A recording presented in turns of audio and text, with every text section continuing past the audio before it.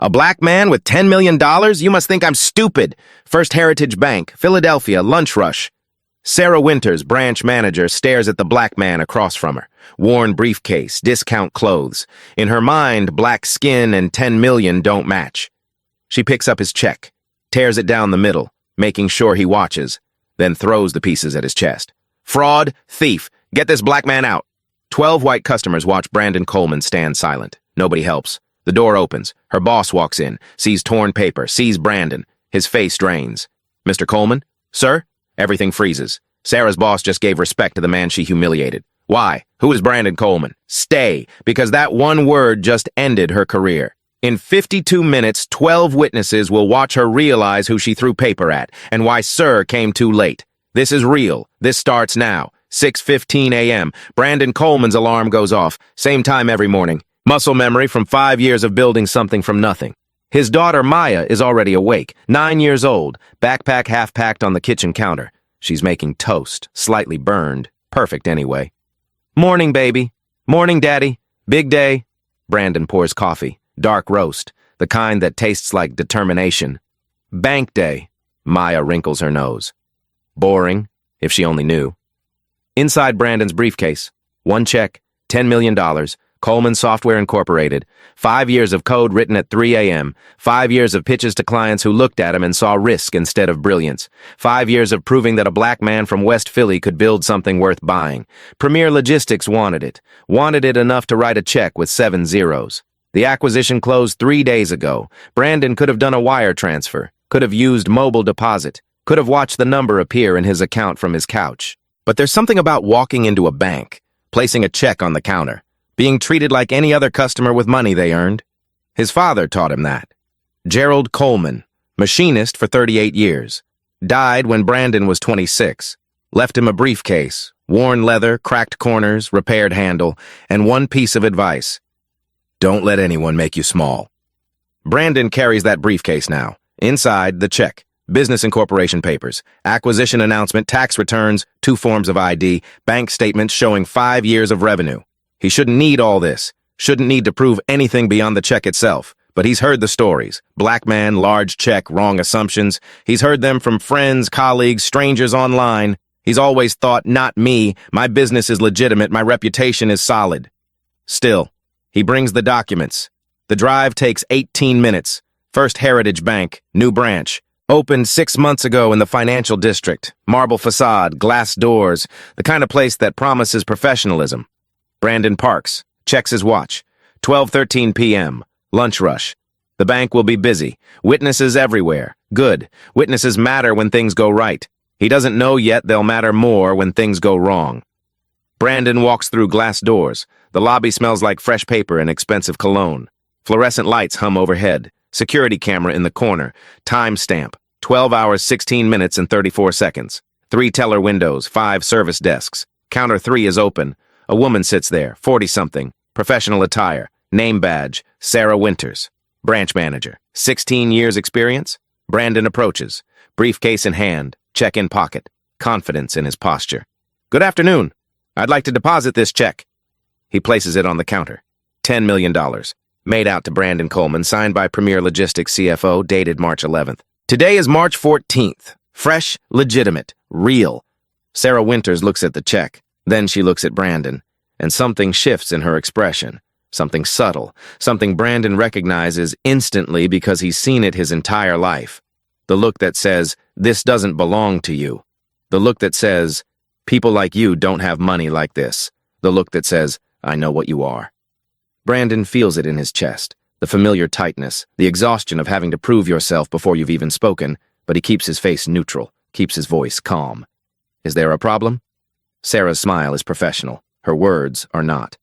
Can I see some identification? It begins. Brandon provides his driver's license. Pennsylvania, current address, photo matches. Expiration date 2 years out. Sarah examines it, types something into her computer.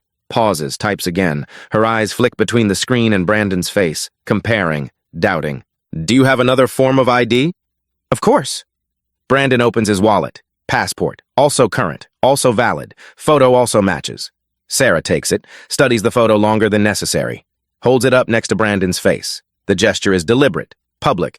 12 customers in line behind him. All watching now. And do you have business documentation? Brandon's jaw tightens just slightly. For a deposit? Sir. The word drips condescension. This is a very large amount. We need to verify the source of funds. It's standard procedure. Standard for who? Brandon thinks, but he doesn't say it. Instead, he reaches into his briefcase. Business card, Coleman Software Inc., president and founder. Acquisition announcement from Premier Logistics. Press release dated March 11th. Sarah barely glances at them. Do you have tax returns? Bank statements? I have 5 years of bank statements, tax returns, incorporation documents. Anything else you'd like to see? Brandon's voice stays level. But there's an edge now. The edge of a man who knows exactly what's happening. Sarah's smile tightens. Just trying to protect you, sir.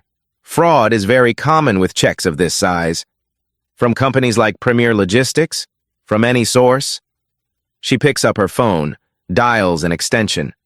Security, can you come to counter 3, please? The words land like a slap. Security for a deposit, for a legitimate business transaction.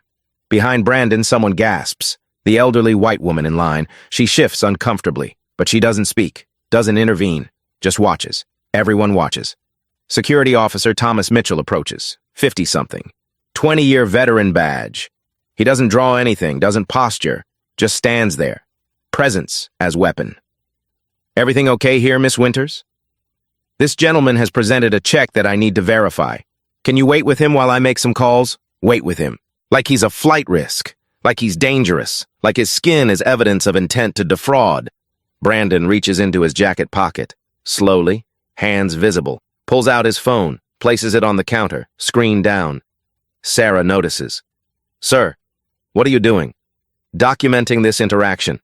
You can't record in here without permission. Pennsylvania is a one-party consent state. I don't need your permission. Brandon's voice is ice. And I'm not leaving until this check is deposited, or until you provide me with a written explanation for the refusal. Sarah's face flushes. She's not used to being challenged, not used to people like him knowing their rights. Sir, I'm going to need you to step aside so I can serve other customers. No. The word hangs in the air. Simple, direct, final. Excuse me? I said no. I'm not stepping aside. I'm not leaving this counter. You're going to process this deposit or you're going to explain why you're refusing a legitimate transaction. Sarah stands. Her voice rises, loud enough for the entire lobby. Sir, this check appears fraudulent. I cannot process it until I verify its authenticity. Call Premier Logistics. Here's their CFO's direct line. Brandon slides a business card across the counter. Sarah doesn't take it. Instead, she picks up the check, holds it between 2 fingers like it's contaminated, like touching it might infect her with whatever she thinks Brandon is.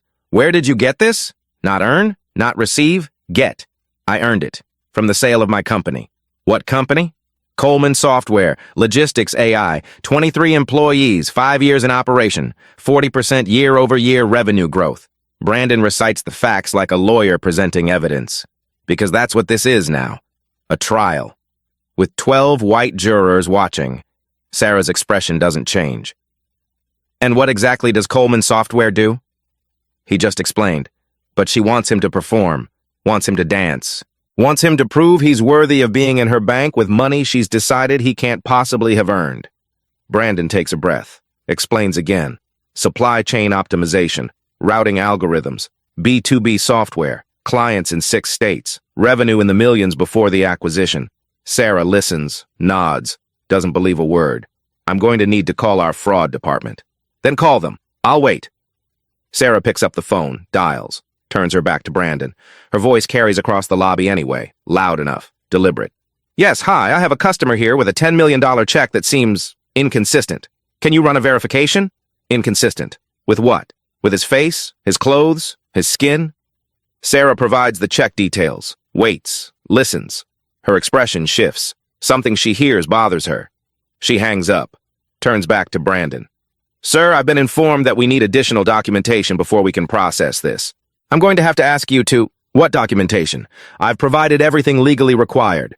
Corporate verification, business license, proof of... I have all of that. It's in my briefcase. Do you want to see it, or do you want to keep making this about something else? Sarah's face hardens.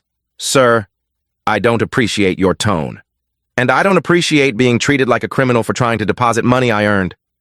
Silence. The entire lobby holding its breath. Sarah Winters makes her decision. She picks up the check, stares directly at Brandon, and tears it. Not quickly, not in frustration, deliberately, methodically, down the middle. The sound of paper ripping cuts through the silence like a gunshot. Then she tears it again. Quarters. Someone behind Brandon makes a noise. Shock, disbelief, but no one speaks. No one stops her. Sarah crumples the 4 pieces, steps around the counter, and throws them at Brandon's chest. Paper rains down onto his shoes, onto his briefcase, onto the dignity he walked in with 52 minutes ago. "This check is fraudulent," Sarah's voice echoes. "And you, sir, are attempting to commit fraud. Security, escort this man out of my bank. I'm calling the police." Brandon doesn't move, doesn't bend down to pick up the pieces, just stands there. 12 white customers staring, security officer shifting uncomfortably, Sarah Winters smiling with satisfaction. This is the moment Brandon Coleman has to decide. Stay silent, let her win, walk away, or...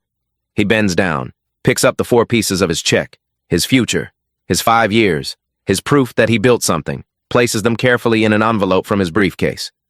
Looks at Sarah Winters, his voice quiet, deadly calm. "What is your full name?" "Sarah Winters, branch manager, and you need to leave before I have you arrested." "Thank you, Miss Winters." Brandon picks up his phone, takes a photo of her name badge, of the torn check pieces, of the security camera timestamp. Evidence. Then the door opens. James Anderson walks through the glass doors at 12:52 p.m. Regional Vice President, 51 years old, tailored suit, confidence that comes from 25 years in banking. He's not supposed to be here. Had a lunch meeting 3 blocks away, decided to stop by the new branch, check in, see how Sarah's handling the lunch rush. He walks into chaos. 12 customers frozen in line, security officer standing awkwardly by counter 3, a black man with a briefcase and a phone, paper scattered on the floor, and Sarah Winters, his branch manager, red-faced and pointing. "I said get out before I call the police." Anderson's instinct: support his manager, trust her judgment. She's been with the bank 16 years. She knows protocol. But something makes him pause. The man at counter 3. Something familiar about his posture. The way he's standing, not aggressive, not defensive, just present, like he belongs exactly where he is. Anderson steps closer, sees the man's face. Recognition hits like cold water. Oh no, oh God, no. "Mr. Coleman?" The lobby freezes. Sarah's pointing finger drops. The security officer turns. The 12 customers lean forward. Brandon Coleman turns slowly, looks at James Anderson. No surprise on his face, just cold, measured assessment. "Mr. Anderson." They know each other. Sarah's brain scrambles to process this. How do they know each other? Why is the regional VP using Mr.? Why does his voice sound like that? Nervous, almost panicked. Anderson's eyes drop to the floor. Paper pieces. He bends down, picks one up. It's a quarter of a check. He can make out Lion Dollars, Brandon Cole, Ramir Logis. His blood goes cold. "What?" His voice cracks. He clears his throat. Tries again. "What happened here?" Sarah rushes to explain. "Sir, this man attempted to deposit a fraudulent check. $10 million. Obviously fake. I refused the transaction and called security. He became aggressive, started recording without permission, refused to leave the premises." "Stop!" Anderson's voice cuts through her justification like a blade. "Stop talking!" Sarah blinks. She's never heard him use that tone. Not with her. Not with anyone. Anderson looks at Brandon. Really looks at him. Sees the phone on the counter. Sees the composed fury in Brandon's posture. Sees exactly what just happened here. "Mr. Coleman." Anderson's voice is careful now. Respectful. Terrified. "Sir, could we please speak in my office?" "Sir." The word detonates in the lobby. Sarah's face drains of color. The customers exchange glances. The security officer takes a step back. "Sir." Not this gentleman. Not sir in the dismissive way Sarah kept using it. Sir with weight, with respect, with recognition of status. Brandon doesn't move. "Your branch manager just destroyed my property, accused me of fraud, called security, threatened to have me arrested, and now you want to talk in private? Mr. Coleman, please, I can explain." "Explain what?" Brandon's voice is still quiet, still controlled, but there's steel underneath. "Explain why your manager assumed a $10 million check couldn't possibly belong to a black man?" Explain why she didn't make a single phone call to verify it before tearing it up. Explain why I had to provide 3 forms of ID while the white woman behind me provided one. The white woman behind him, elderly, well-dressed, nods. She did provide only one ID. She noticed. Anderson's face is white now, bloodless. He knows what this is, what this looks like, what this will cost. Sir, there's been a terrible misunderstanding. There's been no misunderstanding. Brandon picks up the envelope with the torn check pieces. Your manager understood perfectly. She saw a black man with money and decided I didn't deserve respect, didn't deserve basic customer service, didn't deserve the benefit of doubt that you give to every white customer who walks through that door. Sarah tries to speak. I was following protocol. What protocol? Anderson spins on her. What protocol tells you to destroy a customer's check before verification? What protocol tells you to call security for a deposit? What protocol? He stops, forces calm, turns back to Brandon. Mr. Coleman, sir, please, give me a chance to make this right. Brandon looks at him, at Sarah, at the 12 customers, at the security officer who didn't stop any of this, at the pieces of his check in an envelope. You can't make this right, but you can start by getting her away from me. Anderson doesn't hesitate. Miss Winters, my office now. Sarah opens her mouth to protest. Anderson's look silences her. She walks toward the back, stiff, humiliated, still not understanding. Anderson turns back to Brandon. Sir, I apologize, profoundly, completely. This should never have happened. I know you. I know your company. We met last year at the FinTech conference. I pitched you banking services. You were professional enough not to mention that our bank just treated you like a criminal. Brandon remembers. Anderson gave a good pitch. Talked about relationship banking, personalized service, understanding the unique needs of tech entrepreneurs. Ironic. Your pitch was very convincing, Brandon says. You talked about respect, about seeing customers as partners, about understanding that success looks different for different people. Anderson closes his eyes. I meant every word. Did your branch manager get that memo? Silence. Mr. Coleman, sir, please, can we discuss this privately? I will replace the check immediately. I will personally apologize. I will do whatever it takes. To keep me quiet? Anderson stops. To make amends. Amends. Brandon tastes the word. Your bank just publicly humiliated me, destroyed my property, accused me of fraud, traumatized 12 witnesses, all because your manager took one look at me and decided I was a criminal, and you want to make amends. In private, where no one can hear, where I sign something and go away. That's exactly what this is. Brandon picks up his phone, stops the recording. 52 minutes and 18 seconds. I'm leaving. I'll deposit this check at a different bank. One that treats me like a human being. Mr. Coleman, please. At least let me replace the check. You can't replace it. It was issued by Premier Logistics. You don't have authority to reissue their check. What you're offering is your bank's check, which means your bank takes ownership of Premier Logistics' debt to me, which means you're trying to make this your transaction instead of theirs, which means you're trying to control the narrative. Anderson stares. This is not a man he can patronize. This is not a man who doesn't understand banking. Brandon continues. Here's what's going to happen. I'm going to contact Premier Logistics. They'll reissue the check. I'll deposit it somewhere else. And then I'm going to decide what to do about this. He gestures at the lobby, at the scattered paper, at Sarah Winters visible through the office glass, pacing. What do you mean? Brandon looks at Anderson, really looks at him. Sir, he uses the word deliberately now, mockingly. Do you think this is the first time your branch manager has done this? Do you think I'm the first black customer she's treated like a criminal? Anderson's silence is answer enough. That's what I thought. Brandon walks toward the door, stops, turns back. One more thing. The elderly woman behind me, she saw everything. Get her name, get her statement. Because if you try to claim this was anything other than what it was, she's my witness. The elderly woman, Helen Davis, steps forward. My name is Helen Davis. I'm customer number 8,832, 4,491. I've banked here for 30 years, and I saw everything. That young man did nothing wrong. Your manager profiled him, simple as that.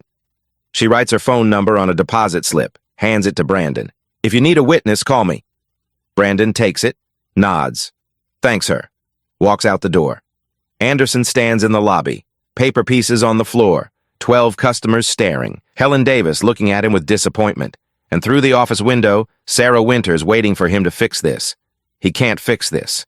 The word sir came 52 minutes too late, and James Anderson knows exactly what comes next. Lawyers, media, investigation, everything he spent 25 years building, threatened by one branch manager's assumptions and his own 45-second delay in recognizing a customer. He bends down, picks up the pieces of the check. $10 million in 4 pieces. The most expensive mistake his bank has ever made. Brandon sits in his car for 15 minutes.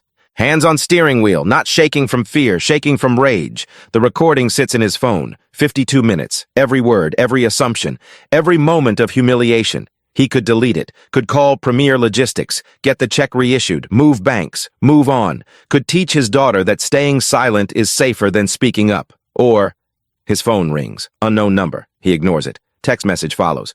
Mr. Coleman, this is James Anderson. Please call me. I need to make this right. Brandon deletes it. Second call. Same number. This time he answers. Says nothing. Mr. Coleman, it's James Anderson. Please don't hang up. Why are you calling me? Because...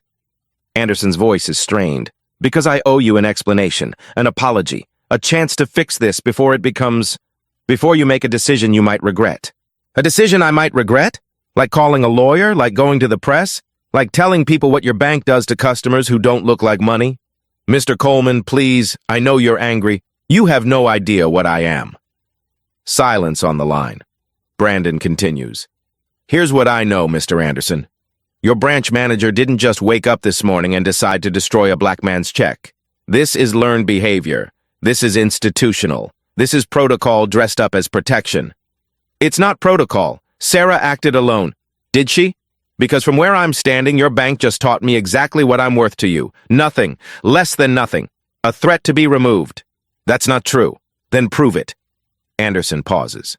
What do you mean? I want Sarah Winter's employment file. Every customer complaint, every performance review, every incident report. I want to know if this is her first time or if I'm just the first person who didn't stay quiet. I can't give you personnel files. That's confidential. Then I'll get them through discovery.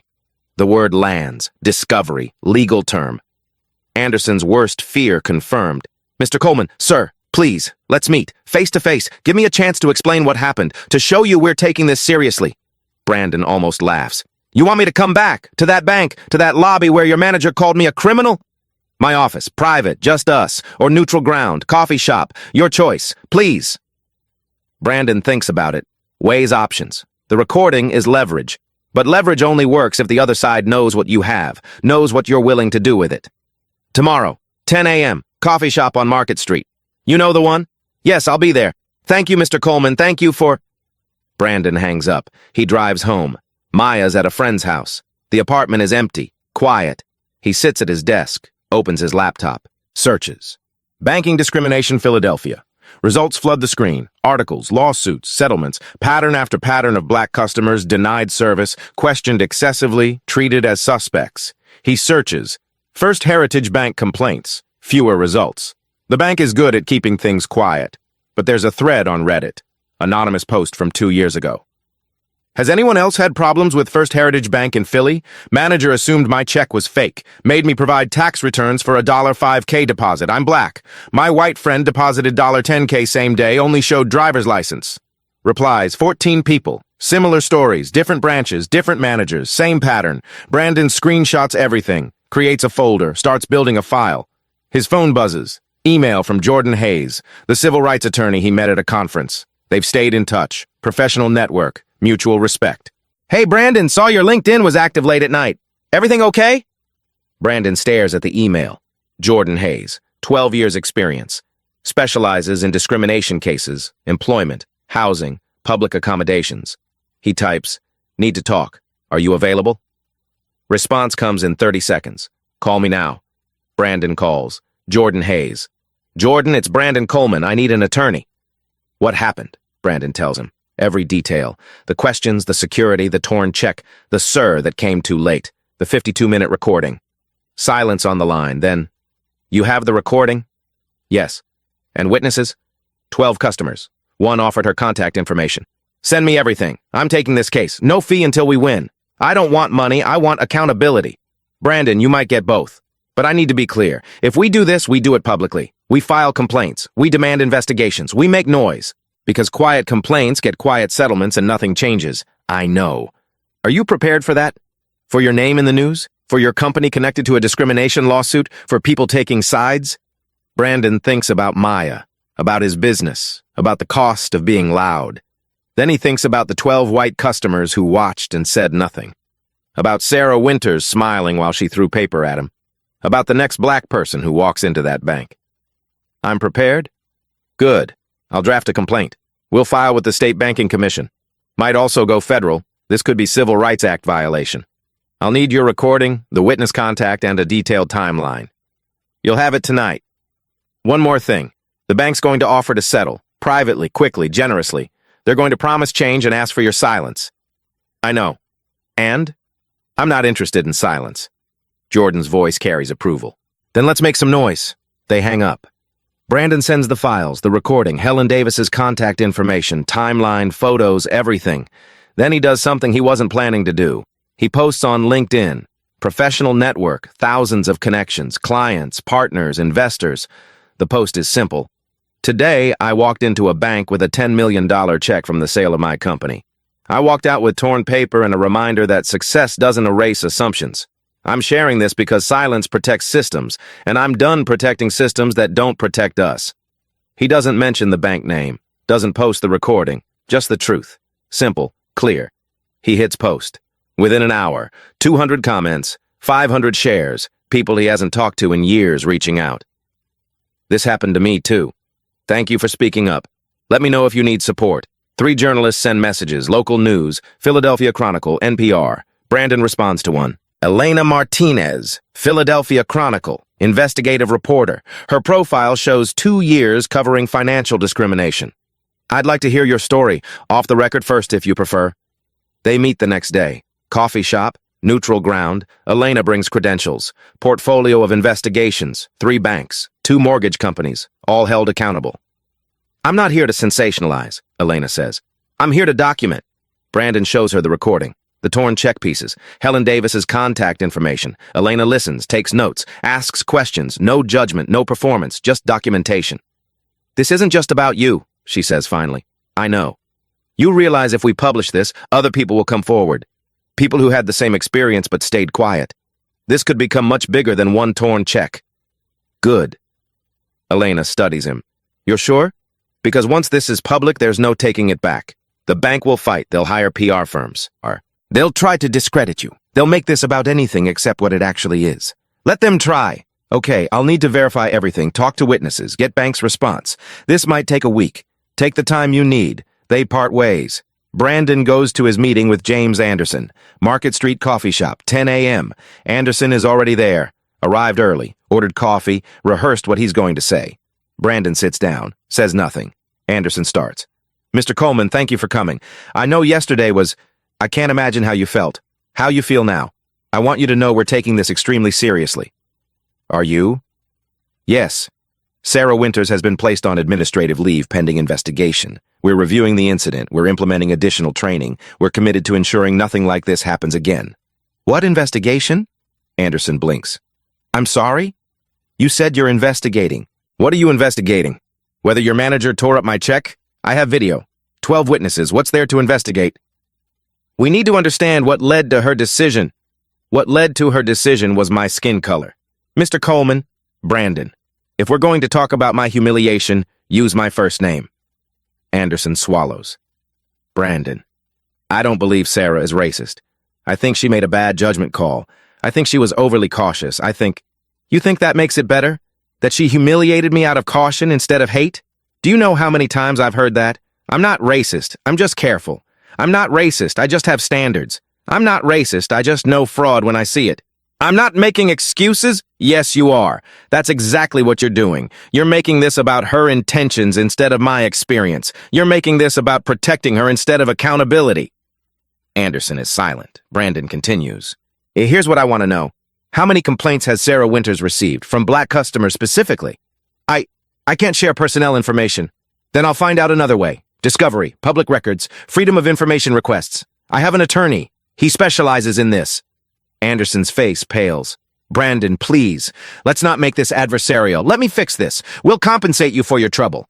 We'll ensure Sarah receives appropriate discipline. We'll implement oversight. Whatever you need. Whatever I needed basic respect. I needed your branch manager to spend 30 seconds calling Premier Logistics instead of 10 minutes destroying my dignity. I needed the word sir before the damage, not after. That word again, sir. It sits between them like evidence. I'm sorry, Anderson says, and for the first time he sounds like he means it.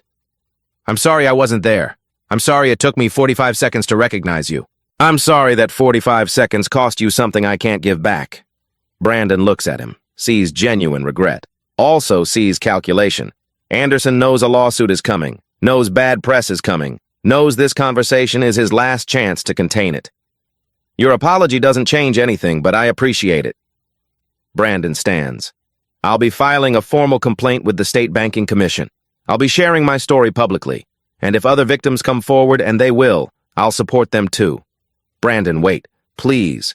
What if we settle this? Privately, generously. You name the amount. We make this right without accountability, without change, without anyone knowing your bank trains managers to profile customers. We don't train them to... Then how did Sarah learn it? Silence. Brandon walks toward the door, stops, turns back. You called me sir yesterday, after your branch manager threw my check at my chest, after she called me a criminal, after she humiliated me in front of 12 people. You called me sir when it was too late to matter. Anderson says nothing. Next time, with the next black customer who walks into your bank, maybe say it sooner. Brandon leaves. Behind him, James Anderson sits with cold coffee and the knowledge that sir will haunt him for the rest of his career. April 8th, Elena Martinez's article goes live. Philadelphia Chronicle, front page digital. Banking while black. One torn check, 52 minutes of audio, and a question about who deserves respect. The article includes Brandon's story, Helen Davis's witness statement, excerpts from the recording, not the full 52 minutes, but enough. Sarah Winter's voice. You probably can't afford lunch. The sound of paper tearing. Brandon's calm response. What is your full name? And the moment. The door opening. James Anderson's voice. Mr. Coleman? Sir. Elena's analysis is surgical. The word sir arrived at minute 52. The humiliation began at minute 1. The question is, why did respect take 51 minutes to recognize? By noon, 400,000 views. By evening, 1.2 million. Comment section becomes testimony. Real people, real stories. Same bank, same pattern. First Heritage, 2019. They made me provide 3 pay stubs for a $2,000 deposit. I'm black. White customer ahead of me showed driver's license only. Sarah Winters personally denied my small business loan. Called my business plan unrealistic. I'm a doctor. The loan was for $50K. I had $200K in assets. Different branch, same experience. Made me sit for 40 minutes while they verified my employment. I'm an engineer at Boeing. The pattern is undeniable. 17 people share contact information publicly. Want to be witnesses. Want their stories heard. Jordan Hayes files formal complaint with Pennsylvania State Banking Commission, case number DOB 2024-1563. Complainant, Brandon Coleman.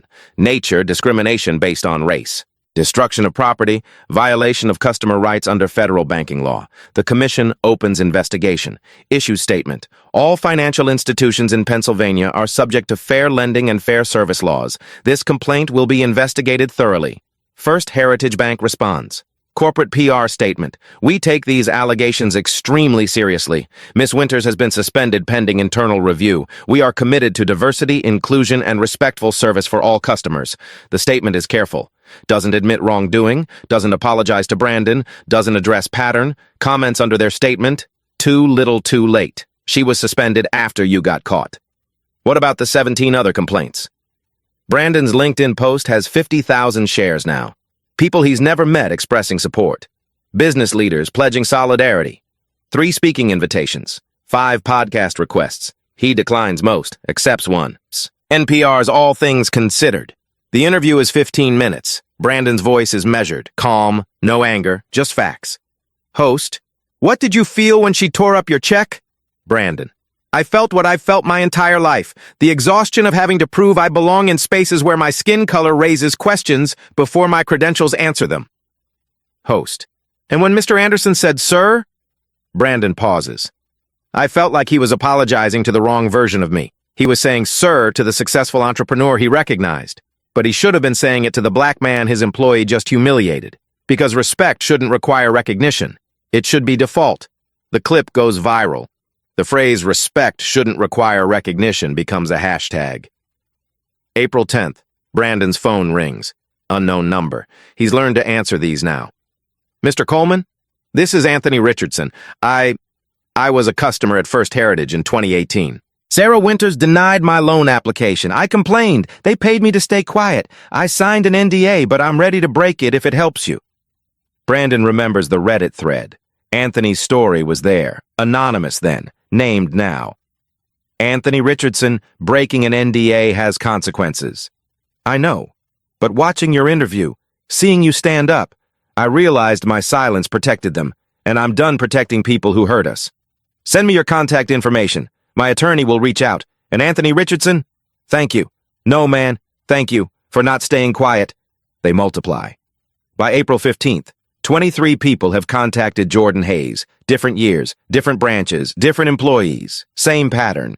Not all involve Sarah Winters, but all involve assumptions, excessive verification, hostile service, denial of basic respect. The State Banking Commission expands investigation scope. No longer just Brandon's complaint, now institutional review. All First Heritage branches in Pennsylvania. 6 years of complaints. Pattern analysis. Timeline. 90 days for preliminary findings. First Heritage Bank's stock drops 8%. Not catastrophic, but enough. Board members start asking questions. Investors want answers. April 20th. Something unexpected. Philadelphia business community mobilizes.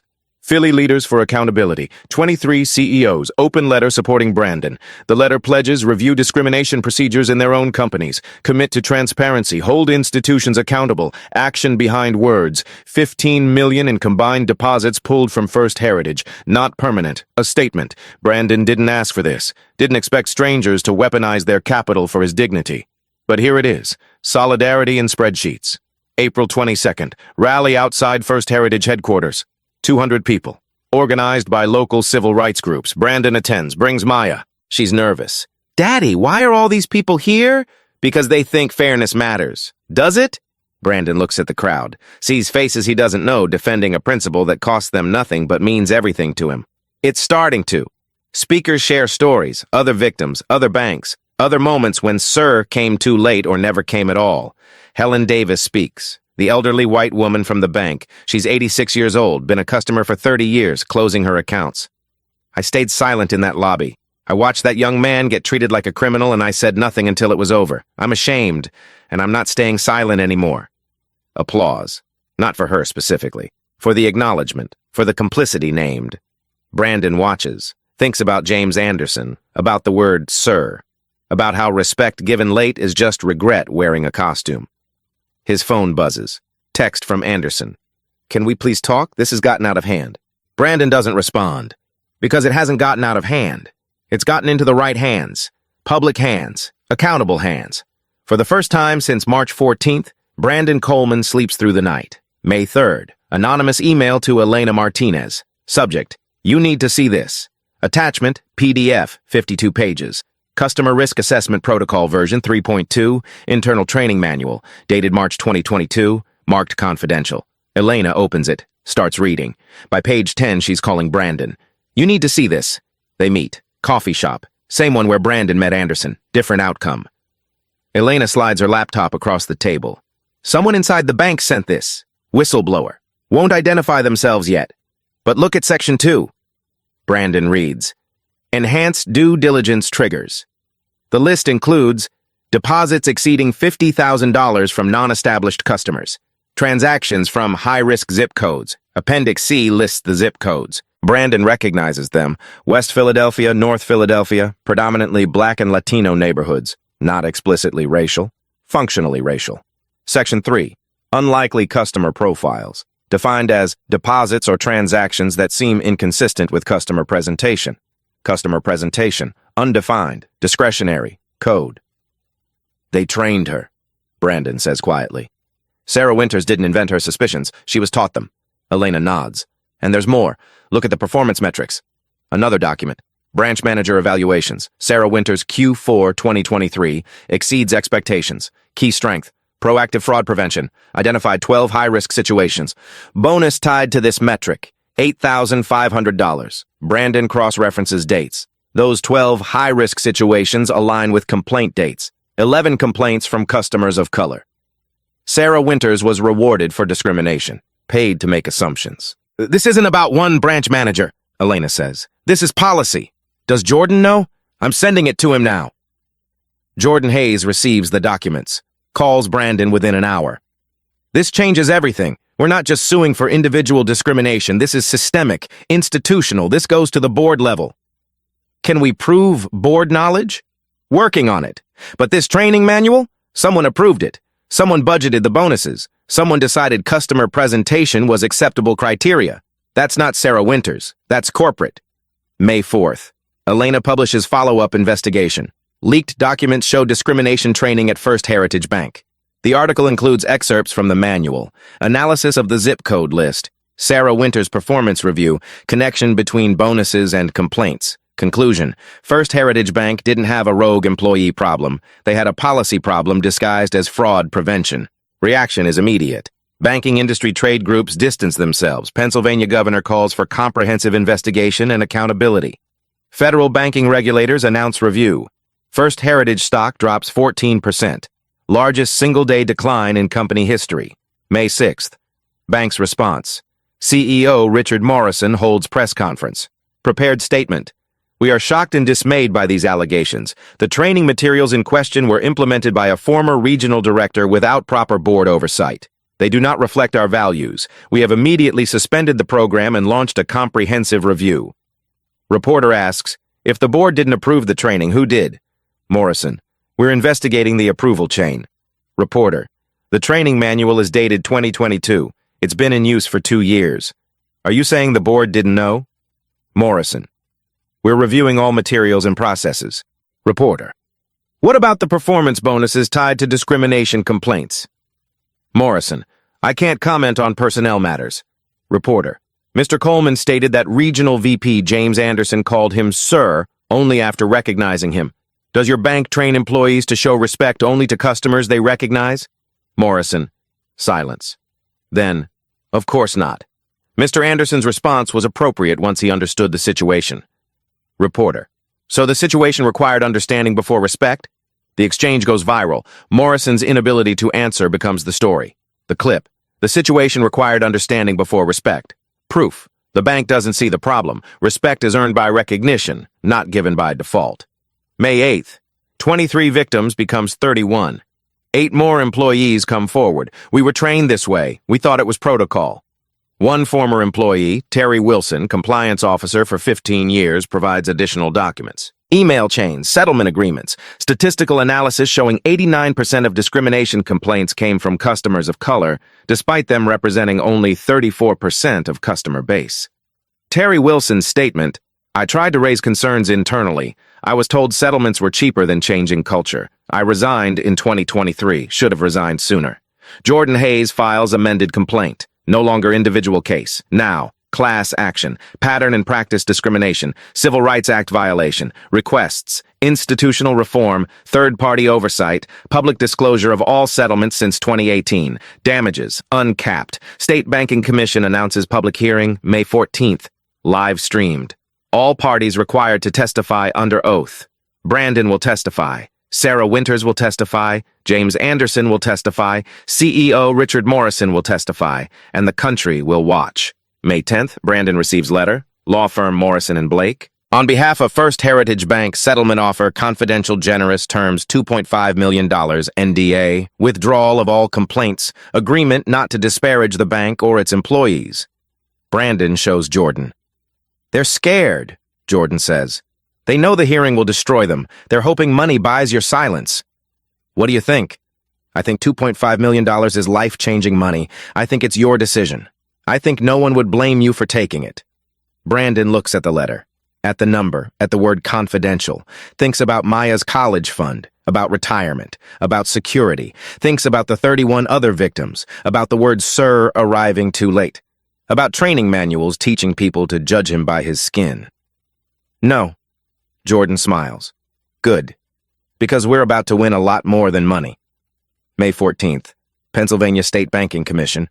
Room 402, every seat filled. Overflow watching live stream. 48,000 viewers at start. Commissioner Patricia Williams presiding. Stern, fair. 20 years on the commission, seen everything. This is different. 9 a.m.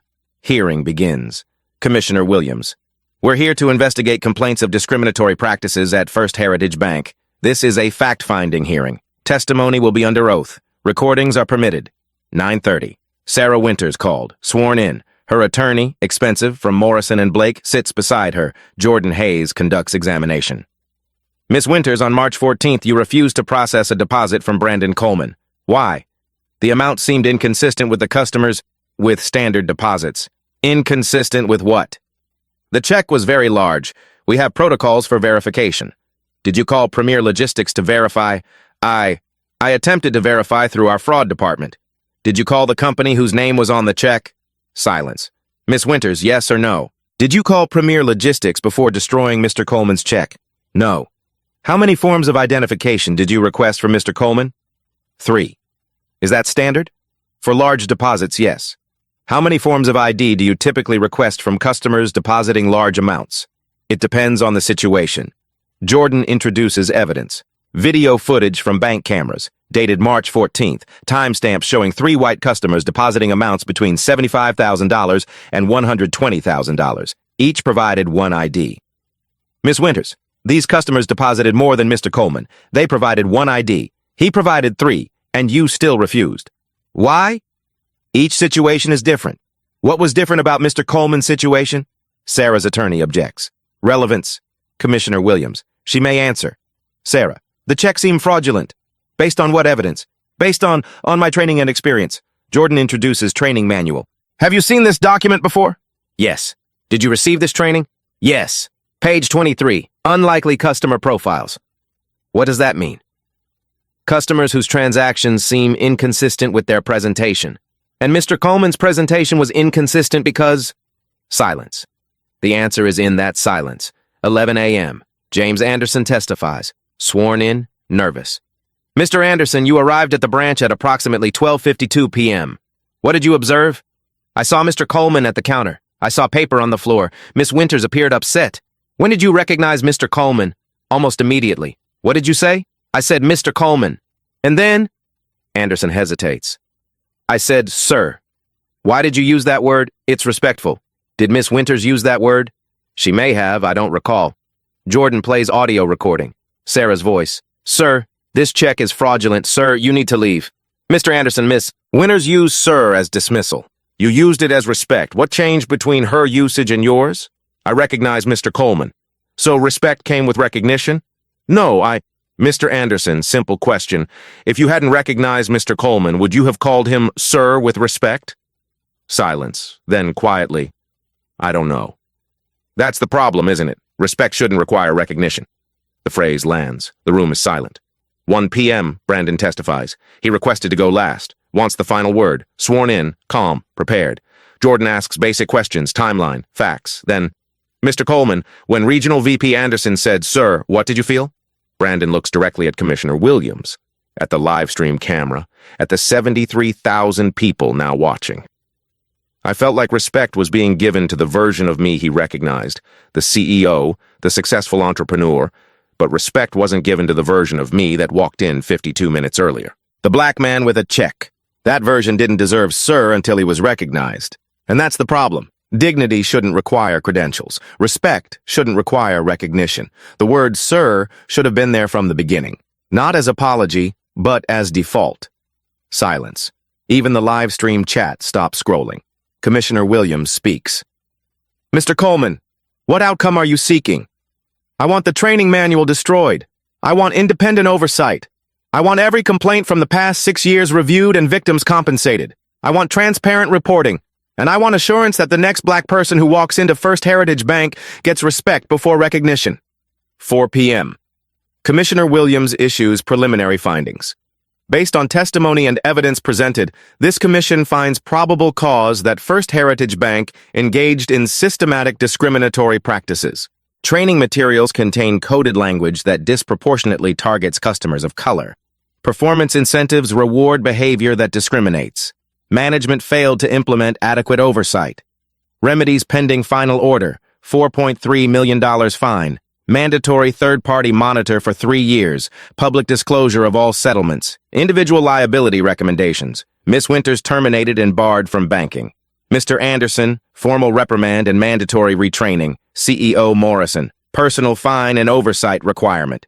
The room erupts. Applause. Quickly silenced by Commissioner Williams. Final order in 3 weeks. June 3rd. Final order issued. Everything Commissioner Williams promised. Plus, First Heritage must establish $5 million fund for victim compensation. Must implement transparent complaint process. Must report demographics annually. Brandon receives settlement. $850,000. Not the $2.5 million they offered, but earned through accountability, not purchased silence. He donates $200,000 to Civil Rights Legal Fund. Creates scholarship at Temple University. The Gerald Coleman Scholarship for students who refuse to be made small. September. Brandon walks into PNC Bank. Different institution. Routine deposit. $750,000. New contract. Teller. Good morning, sir. How can I help you? Sir, from the beginning. Before credentials. Before recognition. The way it should have been. Brandon deposits the check. No extra IDs, no questions, no assumptions, just service. Respectful, professional, default. He drives home. Thinks about March 14th, about torn paper, about 52 minutes, about the word sir arriving too late to save anyone. Maya asks, Daddy, was it worth it? The fight? Yeah. Brandon thinks about the 31 other victims who found justice, about the training manual destroyed, about the next black person who walks into a bank and gets respect before recognition. Yes, baby, it was worth it. Because dignity shouldn't need proof. Respect shouldn't need recognition. And the word sir, it should come at minute 1. Not minute 52. If this story moved you, if you believe respect should be default, not earned, share it. Not for views. For the person who needs to know your dignity matters from the moment you walk in. Hit like if you believe sir should never come too late. Subscribe because these stories need telling. And comment, has this happened to you? Let's make respect the default, not the exception.